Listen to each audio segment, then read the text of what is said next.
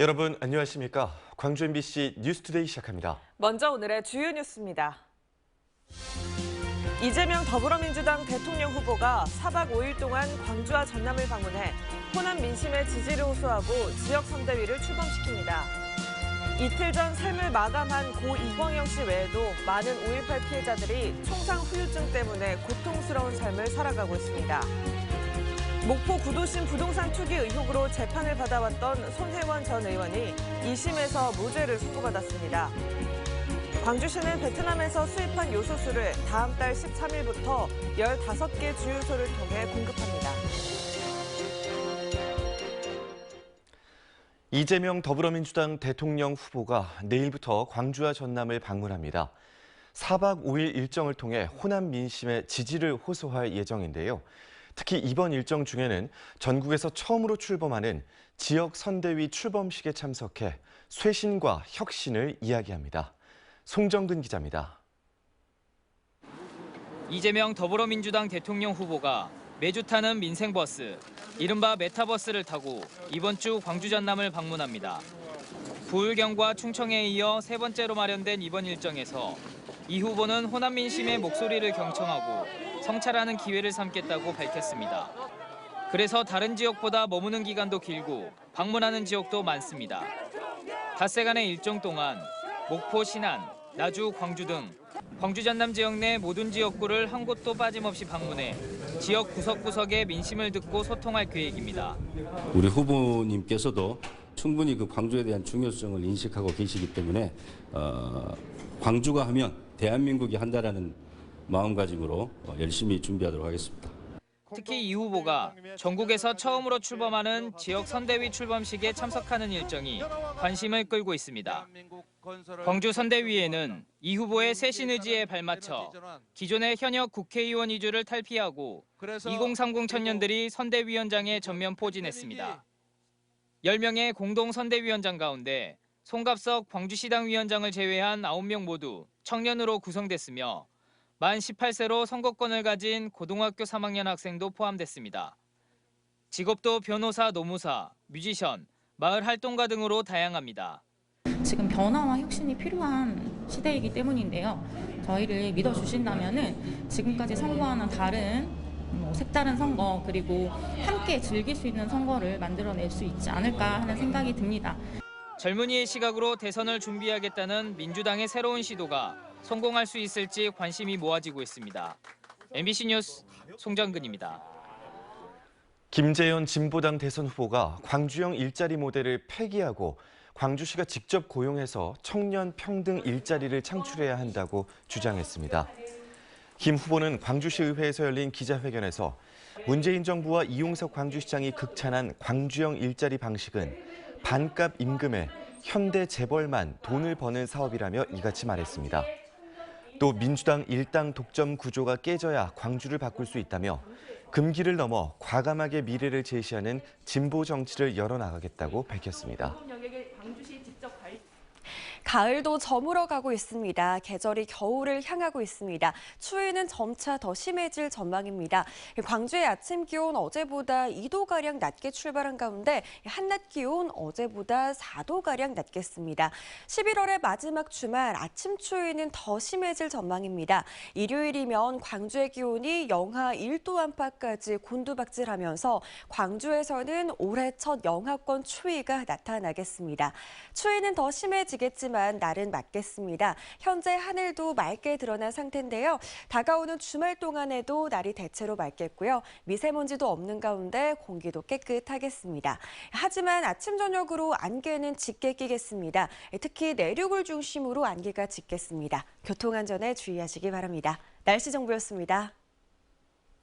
5.18 때 계엄군의 총에 맞은 국가유공자 이광영 씨가 평생을 통증에 시달리다 스스로 삶을 정리했다는 소식 전해드렸습니다. 20분만 아니라 5.18 당시 입은 총상 후유증으로 아직까지도 고통스러운 삶을 살아가는 생존자들은 더 있습니다. 총상 피해자들은 한 목소리로 국가 차원의 실태 조사 그리고 총상 전문 의료 시스템이 필요하다고 말하고 있습니다. 이다현 기자입니다.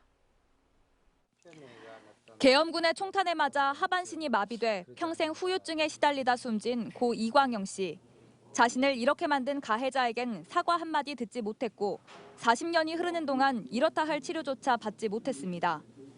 몸과 마음의 고통을 혼자 짊어지고 살다 결국 생을 스스로 마감하는 비극을 맞닥뜨렸습니다.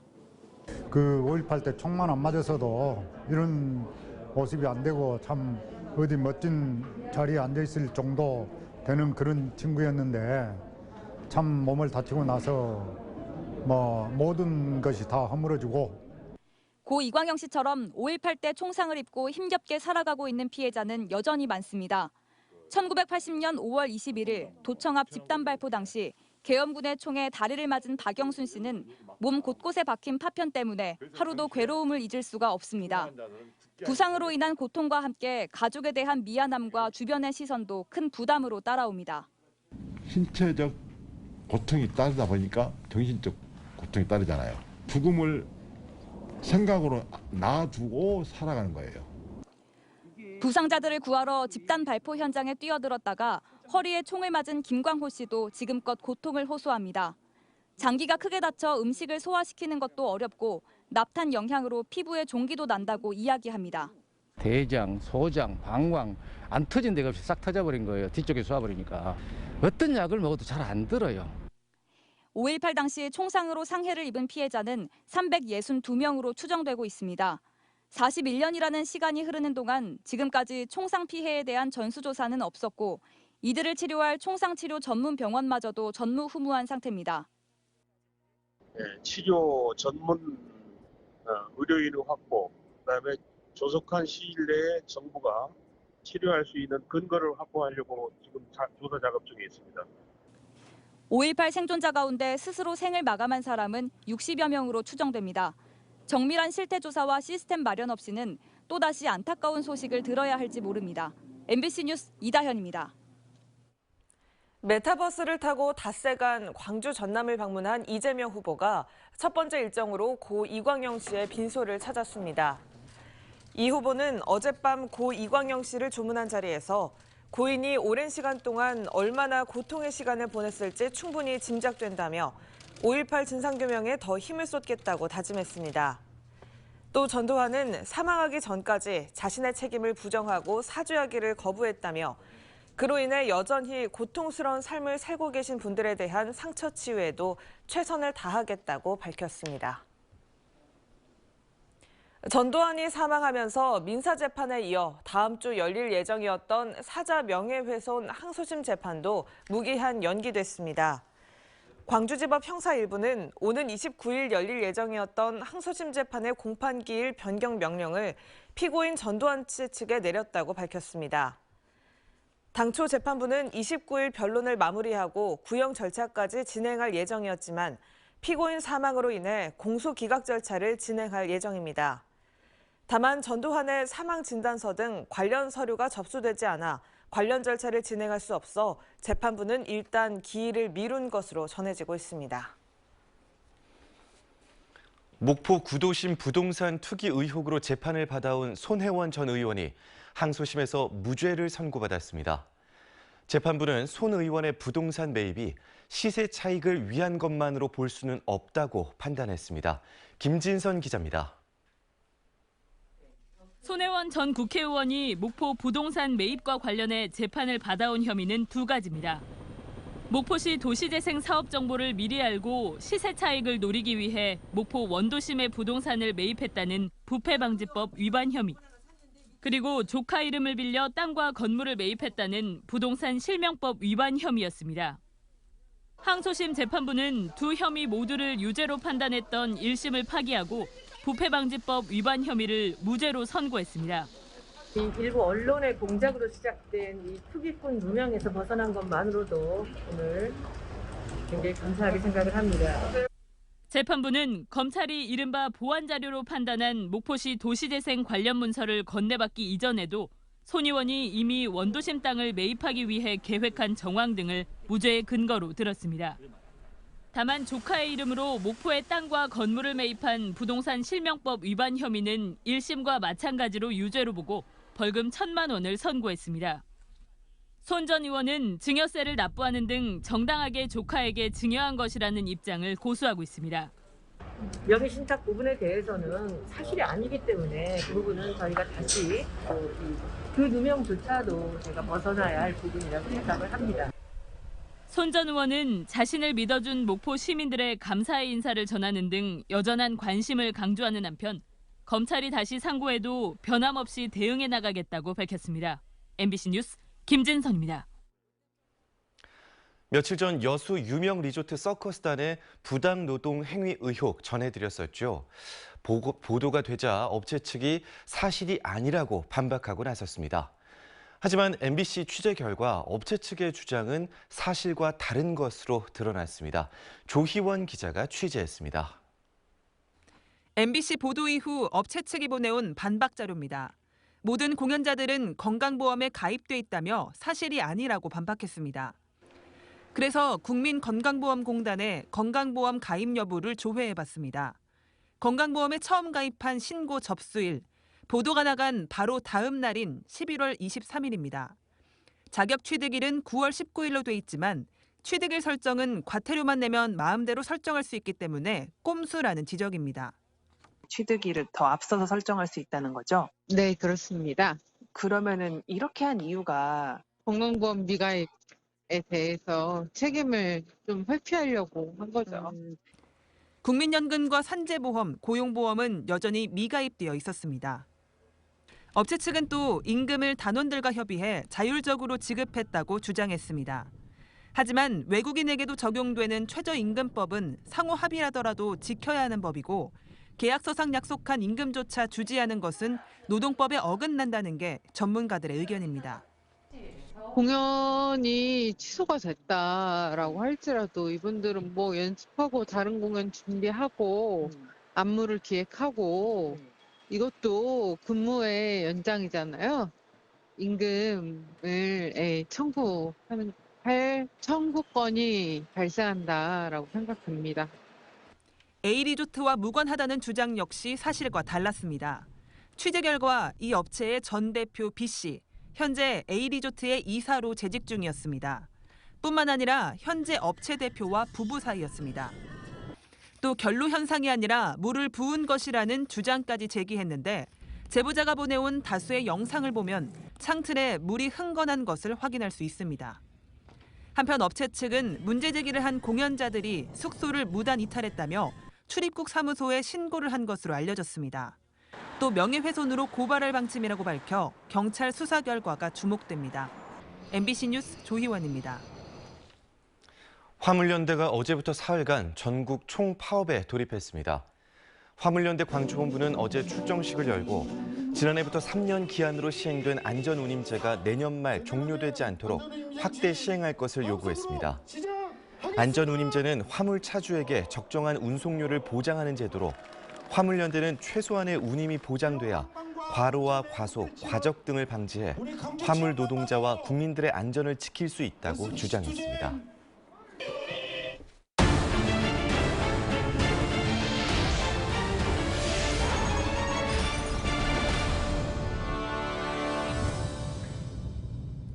초등학교 학생들이 고사리 손으로 쓴 편지가 소방대원들에게 전달됐습니다.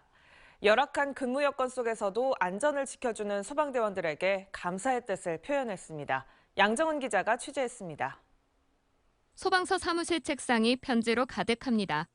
나이도 학교도 제각각. 손때 묻은 편지에는 감사 인사가 또박또박 적혀 있습니다.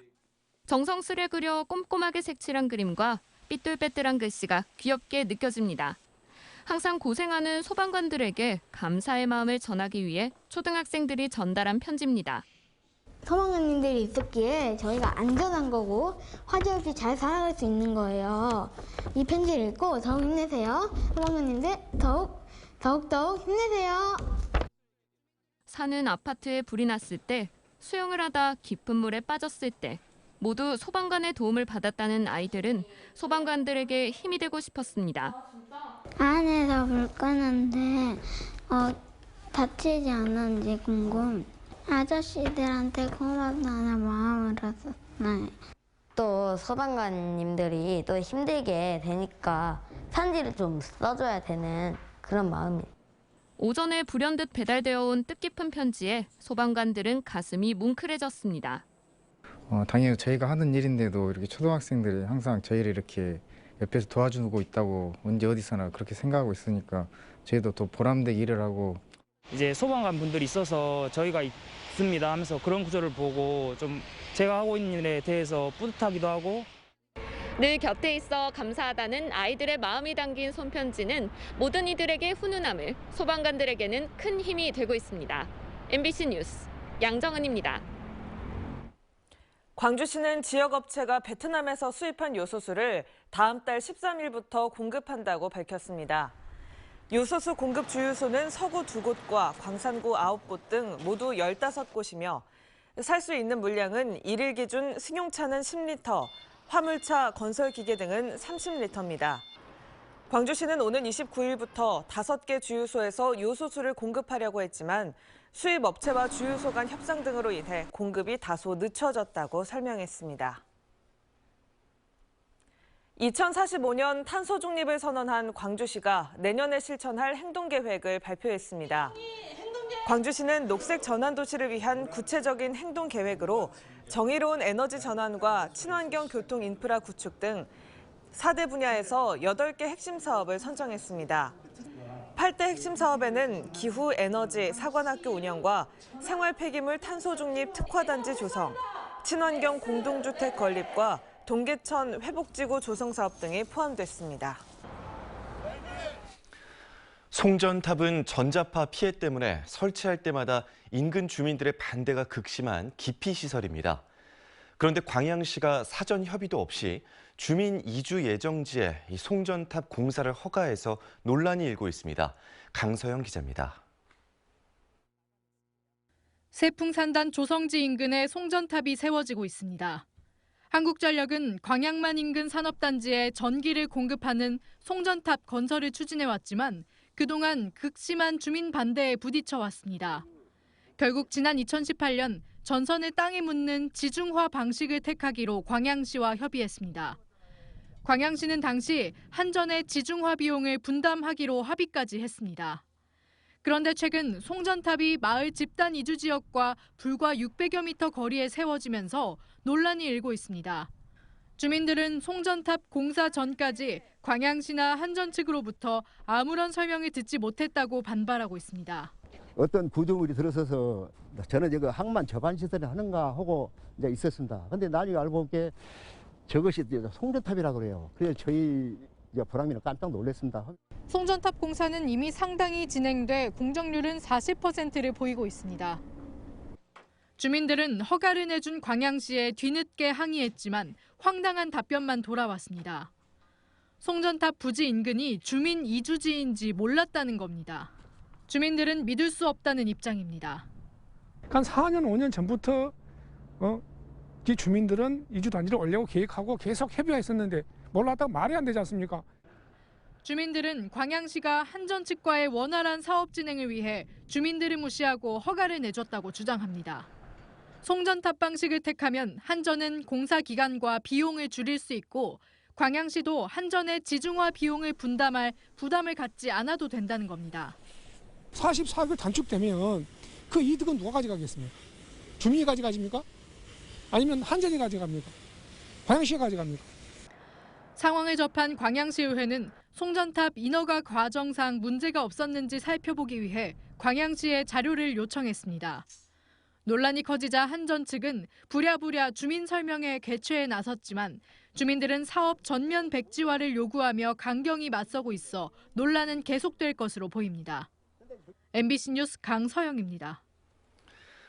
목포시의 배짱 좋은 행정에 내로남불이라는 말이 나오고 있습니다. 민간에는 엄격하면서 정작 자신들의 이해할 수 없는 행정에는 눈을 감고 있기 때문입니다. 양현승 기자가 취재했습니다. 목포시 오감 대학 예정부지. 불과 한 달 전만 해도 장례용품과 건설 폐기물 등이 뒤섞인 채 노출돼 있었지만 지금은 푸른 덮개로 덮였습니다. MBC 보도 이후 관련법을 목포시가 뒤늦게 이행한 겁니다. 목포시는 야적장을 쓰면서 개발 행위 허가를 부서 간 구두 협의로 대신했습니다. 또 같은 국에 있고 국가에서 협조 요청이 들어와서 일반 업자들도 그러면 그 부지를 쓸 수 있나요? 아직 저희들이 검토를 안 한 사항이기 때문에 폐기물을 폐기물로 애써 인정하지도 않았습니다. 콘크리트는 이게 콘크리트인지 아닌지는 한 번 더 이렇게 봐야 된다. 샘플 채취해서 이것이 전문가한테 의뢰 좀 해봐야겠다. 분양가 87억 원짜리 땅을 월 400만 원 헐값에 빌려 쓸 수 있는 능력도 목포시에만 있습니다. 그저 목포시에서 하는 일이니 목포시가 도운 것뿐이라는 겁니다. 우리 시에서 하는 일도 뭐 도와줘야 되지 않겠나. 25톤 덤프트럭 1만 대 분량의 바위가 쌓인 대양산단 임시 야적장은 환경 법령을 어기고도 최근까지 무풍지대였습니다. 목포시는 현장 상황 파악조차 미흡했습니다. 네, 비상먼지 방지도 해야 되고 소음 진동도 막아야 되고 하니까 그런 조치를 좀 취하게 지도하고 안 됐으면 좀 더 보강시키라 그런 얘기를 했었는데 그대로 된 줄 알았더니 목포시가 하는 일이라는 이유로 파생되는 잘못을 묵인하는 모습. 꼭 문제가 불거진 뒤에야 사후 약방문식 후속 조치를 하는 모습을 반복하면서 신뢰를 스스로 깎아내리고 있습니다. MBC 뉴스 양현승입니다. 광주시의회가 성명을 내고 장성에 들어서는 국립심뇌혈관센터 설립 사업을 조속히 추진할 것을 정부에 요구했습니다.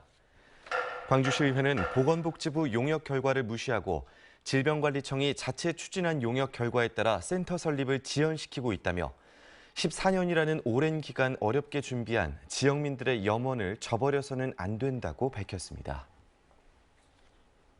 광주시가 2021년 문화예술상 시상식을 열고 문학과 미술 등 4개 부문의 수상자 5명에게 상패를 수여했습니다. 수상자는 박용철 문학상의 광주교육대 전원범 명예교수, 정소파 문학상의 전석홍 전 전남도지사, 허백련 미술상의 명현철 광주청년미술작가회의 회장 등입니다.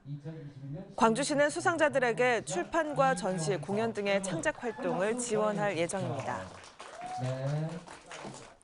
제29회 세계장애인의 날을 기념하는 전국 장애인 합창대회가 어제 광주 김대중 컨벤션센터에서 열렸습니다. 합창대회는 전국 장애인 합창단 가운데 지역 예선을 통과한 14개 팀 500여 명이 참가해 자유곡으로 경연을 펼치며 시상식은 다음 달 3일 진행될 예정입니다. 이번 대회는 1992년 12월 3일 유엔이 장애인의 권리 신장을 위해 지정한 세계 장애인의 날 29주년을 기념하고 장애인 합창의 예술적 가치를 알리기 위해 마련됐습니다. 내년 대선과 지방선거를 앞두고 선관위가 선거 범죄 단속 등을 위한 전담 조직을 운영합니다. 전라남도 선거관리위원회는 다음 달까지 공정선거지원단을 구성한 뒤 내년 1월부터 선거 범죄 예방과 단속 활동을 본격적으로 진행할 계획이라고 밝혔습니다. 선관위는 이와 함께 회계 전문 인력을 충원해 후보자와 후원회, 정당을 대상으로 정치자금의 회계 처리 방법 등을 안내할 방침입니다. 가을도 저물어가고 있습니다. 계절이 겨울로 향하고 있습니다. 오늘 광주의 아침 기온은 어제보다 2도가량 낮게 출발한 가운데 한낮 기온도 어제보다 4도가량 낮겠습니다. 11월의 마지막 주말 아침 추위는 더 심해질 전망입니다. 일요일이면 광주의 기온이 영하 1도까지 곤두박질하면서 광주에서는 올겨울 첫 영하권 추위가 나타날 전망입니다.